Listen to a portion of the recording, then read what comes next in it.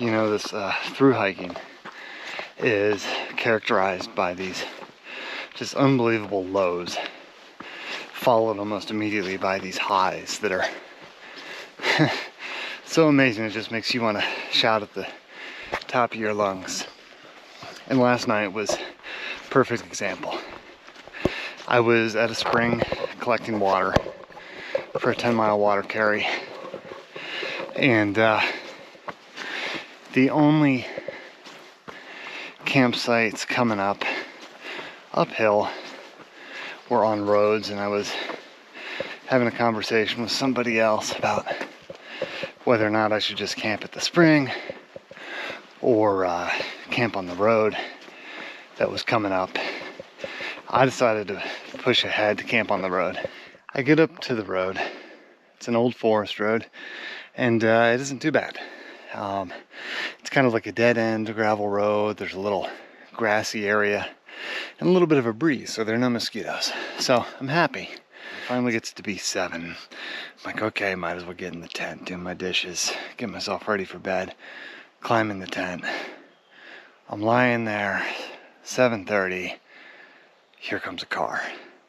And I'm just like, oh shit. Because we're on Forest Service land. And without going into a ton of detail, I've camped on Forest Service roads, and I've had cars show up, and it's not what I would characterize as the best experience of my life when that happens.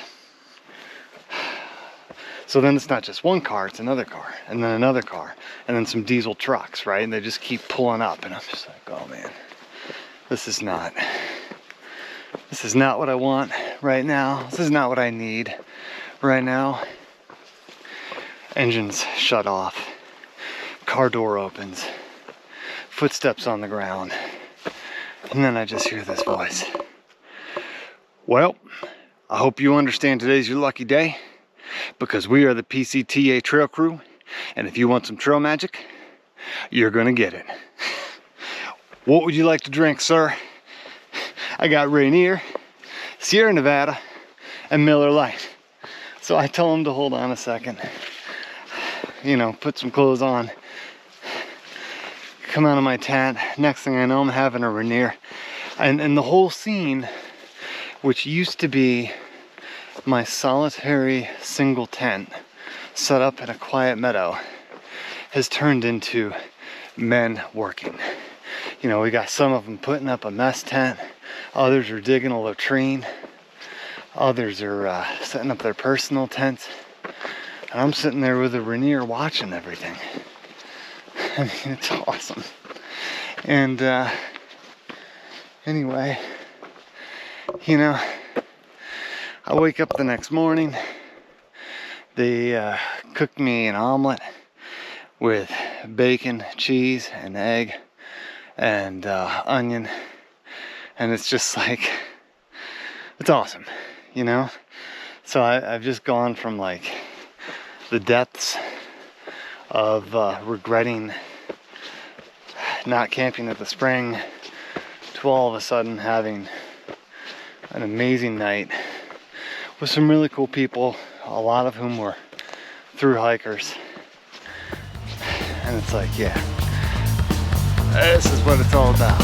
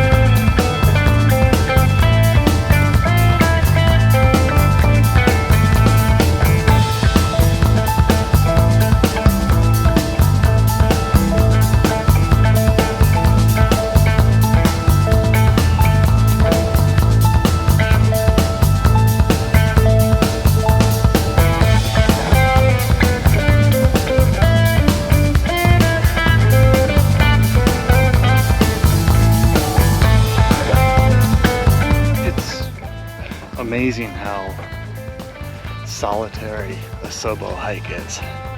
And this is something that I read and I was aware of, but I mean, after the Glacier Peak Wilderness, where we intentionally stuck together so we could do some sketchy snow traverses and creek crossings together, it's like I haven't seen anyone. You camp alone at night, you see some nobos coming the other way, or some section hikers, say hi to them for a few minutes, but otherwise you are completely alone.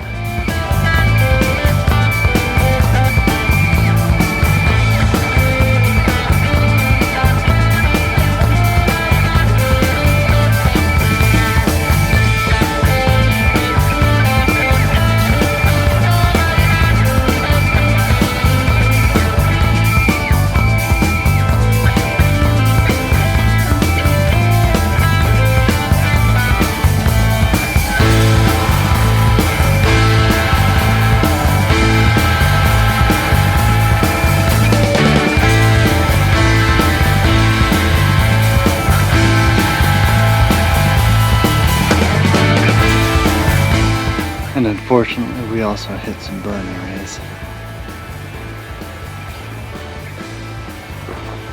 I'm not sure which fire caused this.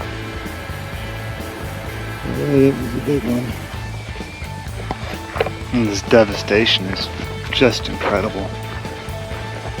So what I'm looking for, and it should be in about 1.5 miles, is a patch of healthy trees that survived.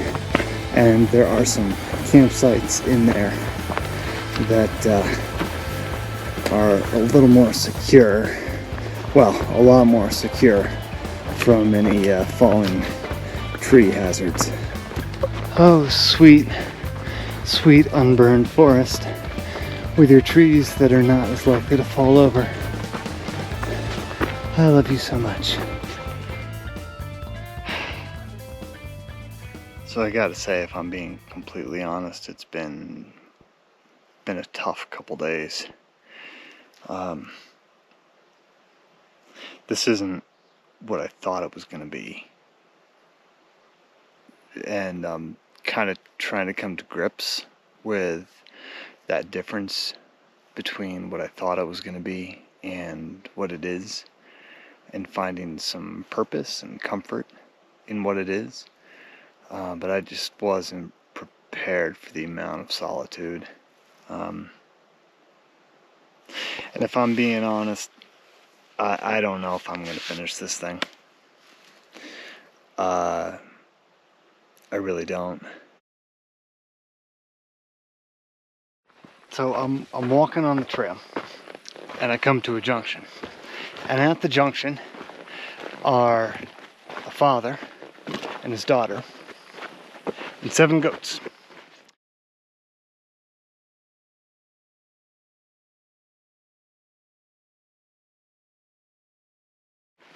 And the goats all have these huge packs on, right? So I say, where are you going? They're going the opposite direction to me. And I say, can I take a picture of your goats? They're like, sure.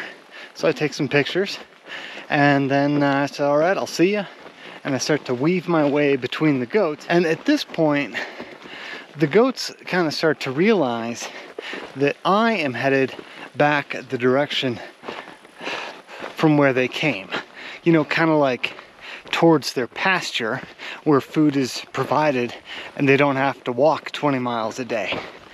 So I hear this sound and I look behind me, and all of the goats have stood up and are following me down the trail. Come on, goats. Come on. You know, kind of like, they're like, this is our new leader now. We like this owner better. That's what it is, honey. Good way to go.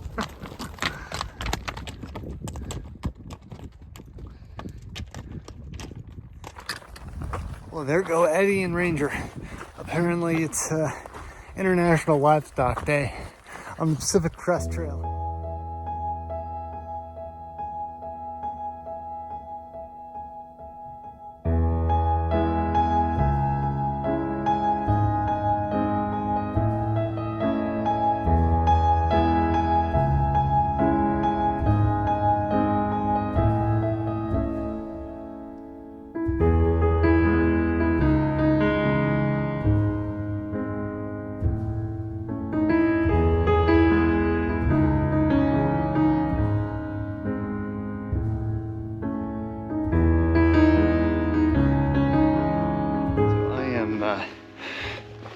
quite pass today.